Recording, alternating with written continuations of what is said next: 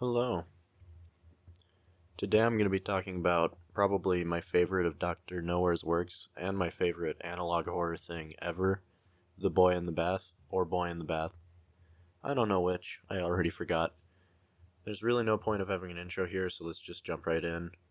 It's a complete standalone video. It does have a very short description, which reads, a short film about guilt. It's important for later, but not right now. Yeah. So, the video opens with a text screen. It reads, your body remains unclean from the toils of yesterday. I think that's just a fun way to say that you're dirty. Yep. It's in first person, the video. Pretty much like, first person, uses text. The hand is also cut off. It's almost looks like a point and click kind of game. It has that style. I like it. So you wake up. After you wake up, there's more text in the corner of your vision. This time saying that you're in no condition to sleep like this. It says the shower will make you feel better. It's also like 1 in the morning, 2 in the morning. I wouldn't shower at 2 in the morning. I'd be too lazy. Yeah, so after this, you look up and you see an empty crib by your bed. And you don't really pay it any mind. And you just get out of your bed and go take a shower. But it's there, so. Yeah, you enter the hallway. It sounds like the shower's running. There might be something else that I just don't hear, but it sounds like the shower's running. There's also some more text. This time it says, but it wasn't my fault. But it wasn't my fault. That's ominous. So then you go to open the bathroom door. When you open it, this tall, bright, like ghostly white creature's standing there. It starts talking to you. It asks why you left it there. It says, why do you left me there? Why do you leave me there? Not why did you left me there? It also kind of not clenches its fist, but it moves its hand in a way where it looks like it's going to attack you for a minute, and then it decides against it to lecture you. So it continues to speak to you. It says it never existed to you, which that's not good. From the title, it seems like this is the boy that the boy in the bath is referring to, and the bath is probably the bathtub that he's right next to. And I don't think that normal kids look like that, so I'm pretty sure that the boy drowned in the bathtub, which kind of sucks. Not kind of sucks, it's terrible, but yeah. So then you kind of shut the door and you head back to your room. You're not dealing with this guy. You're trying to go to sleep, and then the boy, he returns. This time he's sitting in the crib just watching you. Only just watches you for a second. He speaks again. Says, it says, I know you heard me. And it says it's all your fault. And then you close your eyes, and the video ends. This video, it's very short, minute 50. I think it has a story that's really conveyed perfectly in the time. It's great. It is a much more straightforward video than something like Desiderio, which is the one I talked about earlier. So I'll just really say what I think it means first, and then maybe talk about some other possibilities. Let's see. What did I write? So I think that this video follows the parent of a child who died because of their neglect, and that the monster in the bathroom, I'm going to call it the boy, and I think that monstrous looking boy, I don't think that's their real kid. I think that's the guilty conscience of the parent, kind of making itself into their child. It could also be the ghost of the child. I doubt it. That doesn't seem like something Dr. Nowhere would do. At least what I'm thinking about Desiderio.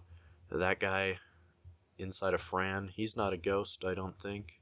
He's just inside Fran's head or his stomach. So I'm thinking it's probably the same for the boy in the bath. And it's like he drowned either because of neglect, because he's like, I never existed to you, probably forgot about it in the bathtub. Then it could also have been because the parent really just didn't want the kid, wanted to get rid of it. So really, I think that the thought that the parent intentionally got rid of the kid because it didn't want it anymore, because they didn't want it anymore, is the one that makes more sense. But only if the end scene of the crib, when it says, "I know you heard me," is referring to the time in which the boy died. Like saying that I know that the boy knows, or really you're conscious, you know that you heard, well, not you, they know that they heard their kid dying, and they didn't do anything about it, and so that's coming back. Looking back at it, I think that it really could have just meant that the boy knows that the parent heard what it literally just told them in the bathroom. Like, because it kind of did seem like they're kind of trying to play it off. Like, I didn't see that. I saw nothing. And if that's true, I think it really significantly lessens the chance to have been, for it being the parent intentionally trying to get rid of their child. Still a chance. You never existed to me. I think also, other than the "I know you heard me," it doesn't say anything like, well, it blames sorry, it says "it was all your fault."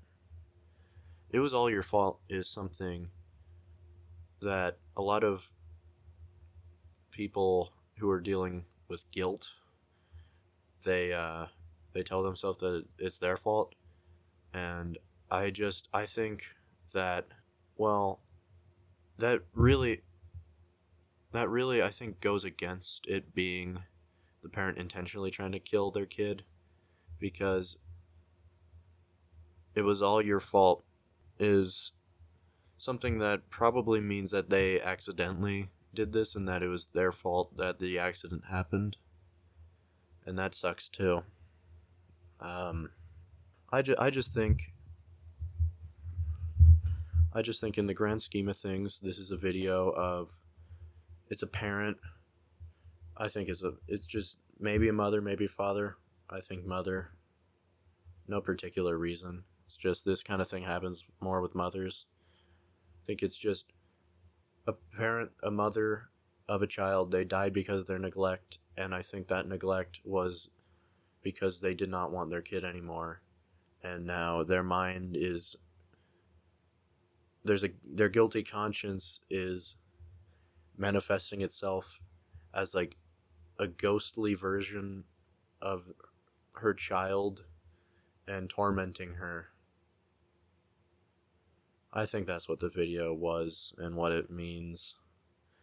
And maybe looking at it too, a shower will make you feel better. It could have been literally taking a shower, because it does make you feel better usually.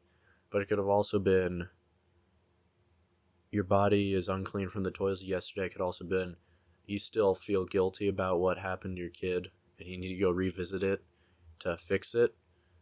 And maybe that's what she's doing, just like in Desiderio. Maybe she's facing her guilt. She's revisiting it. She's trying to get rid of the guilt. She's trying to get past it. But it doesn't really have a conclusion like Desiderio, which didn't really have much of a conclusion either, but it had at least something at the end. She just goes to sleep with the kid sitting in the crib, so I don't know what's going to happen next. Yeah, I think that's really about it for what I think the video means. Sorry. I think it's something that you could probably get a lot of things out of, but it's not quite as abstract as something like Desiderio. I would really highly recommend you go watch it. It's amazing. I think it's the best thing Dr. Noah has done. It's one of my favorite. It's definitely my favorite like analog horror work, but it's one of my favorite pieces of art ever, especially like horror. It's great. I love it. So now I do want to talk about why I love it so much and why I love Dr. Noah's work in general.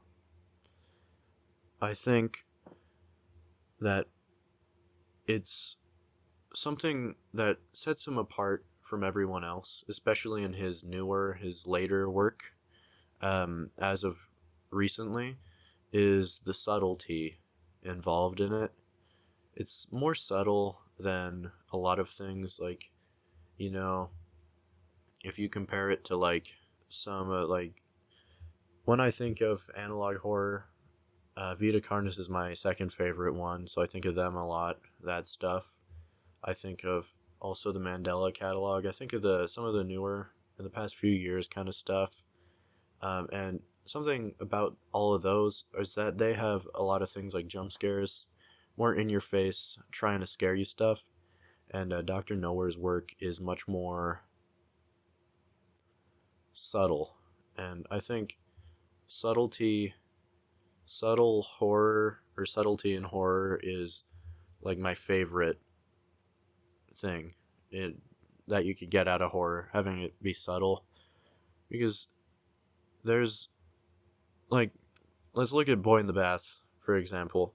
No ending jump scare. There's nothing like, in some videos where they like splice in horrible looking things. The all that there is to fear is the monster itself, and also the reality of the topic and what is being made, what the video is, the reality of it. And it really, all of it comes together not to create like a feeling of horror in a traditional sense, like I'm scared the boy in the bath. The boy is going to come in here and he's going to slap me to death in my sleep. Not like that. I think it's more of like a feeling of sadness and anxiety almost, because like I when I watch this, it's like I was worried, is this going to be me one day, that I'll do something so bad that the guilt is just going to consume me and stay with me forever. And just I think that's really what makes this scary. And also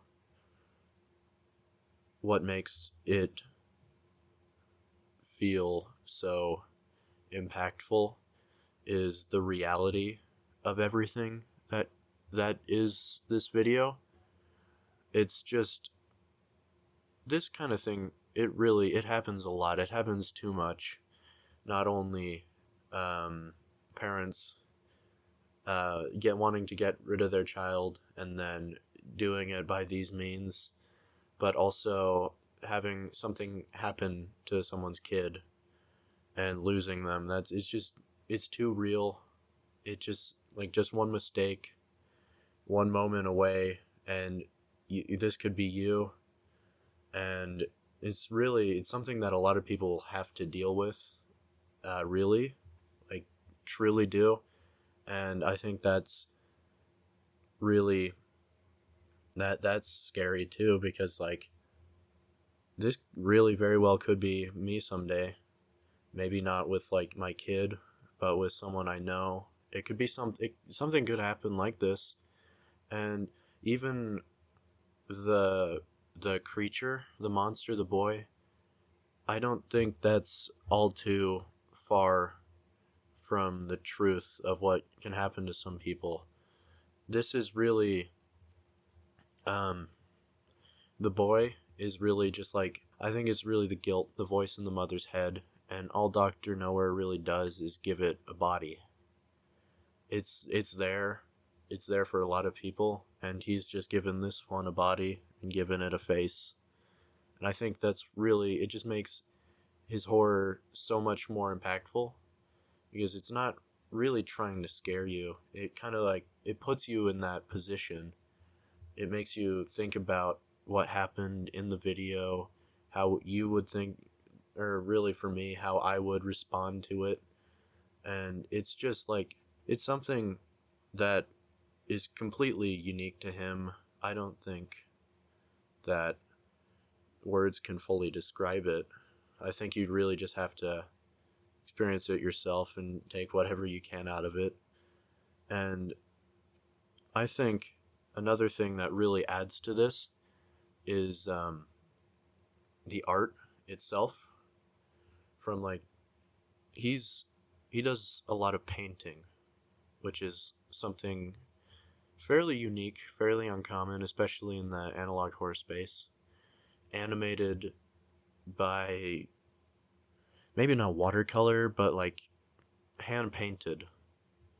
That's something you don't really see. I haven't seen any other analog horror do it. I've seen the closest thing that I've seen that I can relate to it is like Meat Canyon, but it's not even hand painted. I think it's also, yeah, I forgot to say this. It's also not only painting but like photography. He uses photographs, or he uses like a blend of photography, a blend of painting, and he really makes these settings, these characters that fit perfectly within the settings, and it all comes together to create like an atmosphere that no one else that I've ever seen could ever make. I think the setting and the focal point of the videos are different enough to feel like different kind of art styles, but they come together so perfectly, and they're just so well done. And it's another thing too, he has his very own very unique style. There's a lot of people who make similar things to him, but he has this extra something that makes it a Dr. Nowhere video. And it's just like no one can make anything quite like it. His he's just completely unrivaled. Like, going back to other analog horror series, my second favorite one, and artist too, it's Darian Quilloy with Vita Carnis. That's really, I like it a lot. It's different from any of Dr. Nowhere's works, but it's very cool. I would specifically say I would name Terminal Rally, the Elder Mimic video, as my favorite, as his best, at least in my opinion. I very much enjoyed that one. It's actually the video that got me back into analog horror, and then also into doing this. And the video is great in so many ways. His practical effects are awesome. It's so cool to see them. The voice acting is great. If you ever are looking for another video to watch, like if you watch all the Vita Carnis, his season 2 finale, Necrotic Wound, it was probably one of the coolest things. Gianni Matragrano, he voices the Alpha Team leader, and for those of you who don't know, Gianni Matragrano he's the voice of Gabriel from Ultra Kill. He's awesome. So I think that's where Darian really shines in his like voice acting, practical effects. His story is a much more fleshed out, continual story, and that's something that is not unique to him, but something that he excels at. The atmosphere is just something that between him and Dr. Nowhere, it just doesn't compete. It's very obvious, at least in my eyes, that Dr. Nowhere is better in an atmosphere standpoint, because when you make the art yourself, when you draw it, when you paint it, when you take the photographs, you can completely control your setting, completely control your characters too, so then it's all exactly how you want it, and that adds to it. So that definitely helps. I think really he's they're both great. I would say Dr. Nowhere excels at atmosphere, and like Darian Quilloy, his storytelling is the very in-depth storytelling is very, and his, like, the video, the practical effects, that's where he excels. And I think they both have their strengths that they're better at or worse at than the other. I think really, yeah, Dr. Nowhere, he also has some good voice acting, really good voice acting, but I think his work is conveyed mostly through text or visually, like through his artwork itself. Yeah, really all I'm trying to say is that Dr. Nowhere, he's the greatest analog horror artist. He's definitely one of my favorite artists and storytellers I've ever seen, period. He's just great. That's all I'm trying to say, I think. Long-winded. The Boy in the Bath is awesome. You should really go watch it if you haven't. If you have, watch it again. I'm sure you'll see something else you didn't see earlier. It's it's really cool. Go watch it. And if you made it this far, really thank you. Thank you so much. I'll be covering another series. Another person next is probably going to be Obelisk. I've been looking into that. So, yeah, get ready for it. But yeah, if you liked this, I would ask, please subscribe. Maybe even like the video. It would mean a lot, and my videos are only going to get better. I hope to make more and more frequently. That's something I'm figuring out as I'm getting better at editing and voice recording and reading my scripts in a way that makes it natural. I think I did a much better job with that this time. At least I hope I did. This is where I want to continue down this path, hopefully more. I hope instead of just talking about these kind of things, I can do more with this channel at one point, but you gotta start somewhere, so if you could help me get there, that would mean a lot. Yeah, that's it. I'll see you next time, because you're gonna be back.